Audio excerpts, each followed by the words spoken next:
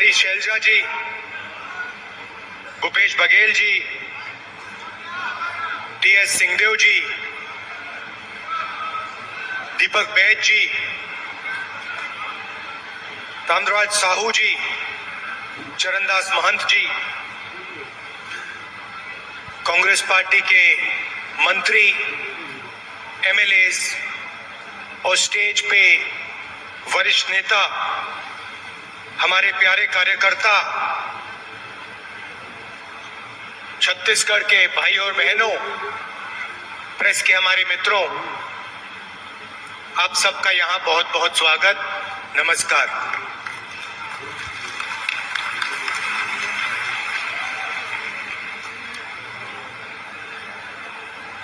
बिलासपुर आकर आज मुझे काफी खुशी हो रही है।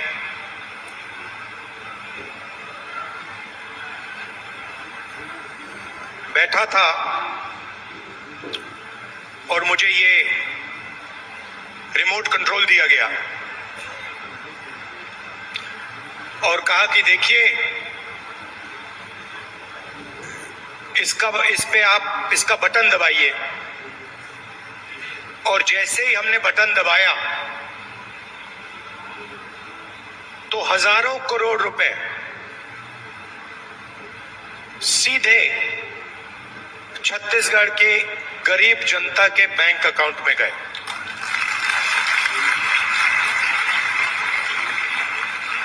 ग्रामीण आवास न्याय योजना में तकरीबन 50,000 लोगों को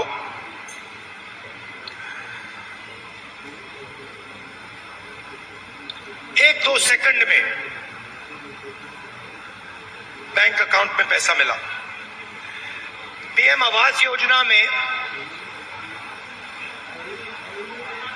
जो हिंदुस्तान की सरकार की जिम्मेदारी है,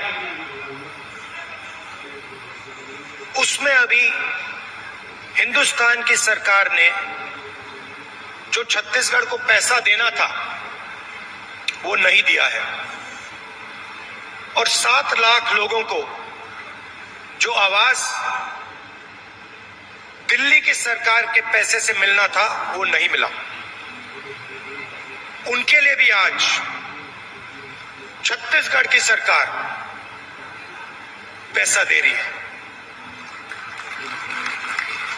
बहुत बार छत्तीसगढ़ की सरकार ने दिल्ली की सरकार से रिक्वेस्ट किया, आपकी जो जिम्मेदारी है उसे आप पूरा कीजिए, मगर दिल्ली की सरकार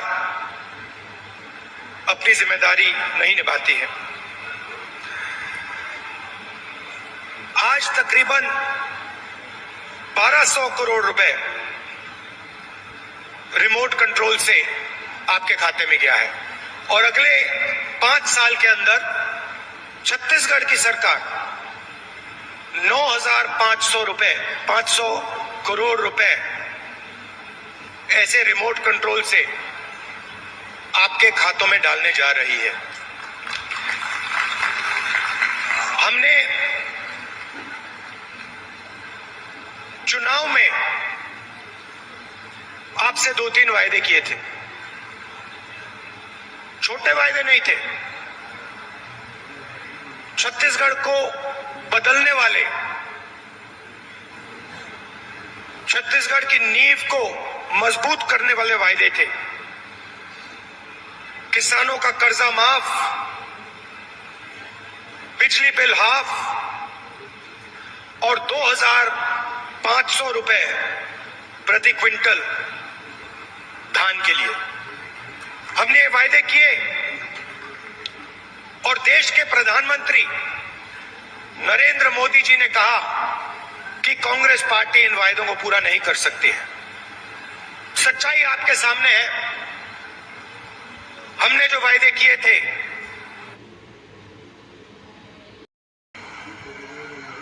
₹21,000 करोड़ रुपए हमने छत्तीसगढ़ के किसानों को इनपुट सब्सिडी के माध्यम से दिया। जिन किसानों के पास जमीन नहीं थी उनको भी हम नहीं भूले उनको 7,000 रुपए प्रति साल कांग्रेस पार्टी की सरकार ने छत्तीसगढ़ में दिया। आदिवासियों को एमएसपी फॉरेस्ट प्रोड्यूस के लिए और देश में सबसे बेहतर फॉरेस्ट राइट एक्ट का इंप्लीमेंटेशन छत्तीसगढ़ की सरकार ने किया। स्वास्थ्य में 5 लाख रुपए परिवार के लिए 70 लाख परिवारों को फायदा मिला। 380 अंग्रेजी के स्कूल खोले और 42,000 वैकेंसियां भरी। 1.3 लाख युवाओं को 2,500 रुपए महीना का दिया। ये आप जानते हो। दूसरी तरफ भी रिमोट कंट्रोल है। बीजेपी का रिमोट कंट्रोल, वो भी उसको ऐसे ही दबाते हैं,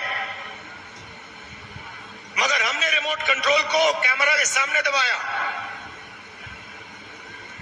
बीजेपी छुपे छुपे रिमोट कंट्रोल दबाती है, नरेंद्र मोदी जी दबाते हैं। जैसे ही रिमोट कंट्रोल दबता है, एक तरफ अदानी जी को बंबई का एयरपोर्ट मिल जाता है, फिर से दबाते हैं, अदानी जी को रेलवेज का कॉन्ट्रैक्ट मिल जाता है, फिर दबाते हैं, इंफ्रास्ट्रक्चर मिल जाता है। तो 2 रिमोट कंट्रोल चल रहे हैं। ये हमारा वाला सबके सामने चलता है, हम इसको दबाते हैं, किसानों के खाते में पैसा जाता है। 2,500 रुपए क्विंटल धान में आपको मिलता है। अंग्रेजी स्कूल खुलते हैं, बीजेपी दबाती है, पब्लिक सेक्टर प्राइवेटाइज हो जाता है। आपका जल, जमीन, जंगल, उनका छुपे छुपे बटन दबता है, अदानी जी के हवाले हो जाता है।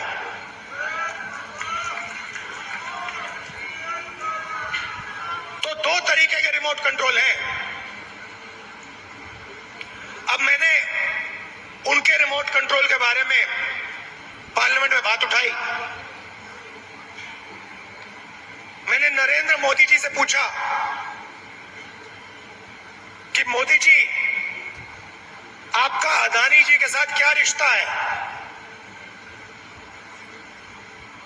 डिफेंस में अदानी जी को पूरा का पूरा फायदा, पोर्ट्स में पूरा फायदा, एयरपोर्ट्स में पूरा फायदा। आपने 5 किसानों के कानून, काले कानून बनाए, उसमें उनको फायदा देने की कोशिश की। तो मैंने उनसे पूछा, नरेंद्र मोदी जी, आपका रिश्ता क्या है? उनके हवाई जहाज में आप जाते हो, रिश्ता क्या है? जवाब मिला, मेरी लोकसभा की सदस्यता रद्द कर दी।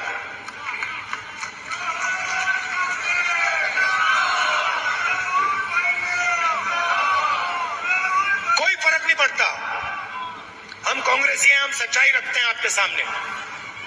हम आपसे झूठे वायदे नहीं करेंगे और हम जो कहते हैं वो करके दिखाते हैं। अब एक नया मुद्दा उठा है। नरेंद्र मोदी जी जहां भी जाते हैं ओबीसी वर्ग की बात करते हैं। करते नहीं करते? करते हैं ना? कांग्रेस पार्टी ने कास्ट सेंसस किया था, याद है आपको? याद है? उसमें हिंदुस्तान में हर जाति के कितने लोग हैं वो डेटा हिंदुस्तान की सरकार के पास पड़ा हुआ है। नरेंद्र मोदी जी वो डेटा पब्लिक को नहीं दिखाना चाहते। क्यों नहीं दिखाना चाहते मैं आपको बताता हूं। मैंने कास्ट सेंसस पे भाषण दिया, आपने देखा होगा, जैसे ही मैं कास्ट सेंसस की बात करता था कैमरा उधर हो जाता था। ठहरिए ठहरिए ठहरिए, जैसे ही मैं कास्ट सेंसस की बात करता हूं, लोकसभा में बात की, वैसे ही कैमरा उधर हो जाता है। मैंने एक आंकड़ा निकाला, हिंदुस्तान की सरकार को एमएलए और एमपी नहीं चलाते हैं, हिंदुस्तान की सरकार को सेक्रेटरीज और कैबिनेट सेक्रेटरी चलाते हैं। इस बात से आप सहमत हैं? सहमत है? कोई भी योजना बनती है, जो 90 सेक्रेटरीज हैं हिंदुस्तान की सरकार के हर मिनिस्ट्री में, वो योजना को डिजाइन करते हैं, कितना पैसा कहां जाएगा वो डिसाइड करते हैं। तो मैंने देखा, मैंने चेक किया कि भैया इन 90 लोगों में से नरेंद्र मोदी जी की सरकार में पिछड़े वर्ग के कितने लोग हैं।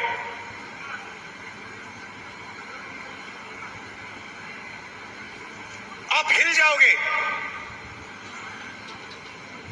90 लोगों में से सिर्फ 3 लोग ओबीसी समाज के हैं, और वो 3 लोग हिंदुस्तान का सिर्फ 5% बजट कंट्रोल करते हैं। भाइयों और बहनों, क्या हिंदुस्तान में सिर्फ 5% ओबीसी है? यह सबसे बड़ा सवाल है, और इस सवाल का जवाब सिर्फ कास्ट सेंसस से मिल सकता है। किसी को चोट लगती है, अस्पताल में जाता है, सबसे पहले एक्सरे होता है। पैर में चोट लगती है, डॉक्टर एक्सरे करवाता है, कहता है भैया देखते हैं क्या हुआ है, कैसी चोट लगी है, पैर टूटा है या नहीं टूटा है। भाइयों और बहनों, कास्ट सेंसस हिंदुस्तान का एक्सरे है। इससे पूरे देश को पता लग जाएगा कि ओबीसी कितने हैं, दलित कितने हैं, आदिवासी कितने हैं, महिलाएं कितनी हैं, जनरल कास्ट के लोग कितने हैं। और एक बार ये डेटा हिंदुस्तान की जनता के हाथ में होगा तो फिर देश सब लोगों को लेकर, सब लोगों को भागीदारी देकर आगे चल पाएगा। अब मैंने ये सवाल लोकसभा में पूछा, नरेंद्र मोदी जी से पूछा कि आप कास्ट सेंसस से डरते क्यों हो? कास्ट सेंसस का डेटा सबके सामने रख दो, जो आपकी सरकार की सच्चाई है, आप हिंदुस्तान की जनता को दिखा दो, डरो मत। मगर नहीं, उनके मंत्री कहते हैं हमारे ओबीसी के विधायक हैं, ओबीसी के सांसद हैं, और उन्हीं सांसदों से आप लोकसभा में बात करो, आपसे कहते हैं कि भैया देखो हमारे से कोई कुछ पूछता नहीं है, हम कुछ बोल नहीं सकते, हमें तो यहां मूर्ति जैसे रखा हुआ है। असली निर्णय हिंदुस्तान के सेक्रेटरी लेते हैं, ब्यूरोक्रेट लेते हैं, नरेंद्र मोदी जी लेते हैं। तो अगर ओबीसी को भागीदारी देनी है, दलितों को, आदिवासियों को, महिलाओं को भागीदारी देनी है, तो कास्ट सेंसस करवाना ही पड़ेगा। और अगर नरेंद्र मोदी जी कास्ट सेंसस नहीं करवाएंगे तो जैसे हमने कहा था यहां पे, जैसे ही हमारी सरकार आएगी पहला कदम कास्ट सेंसस होगा, और ओबीसी को जो भागीदारी मिलनी चाहिए वो कांग्रेस पार्टी करके दिखाएगी।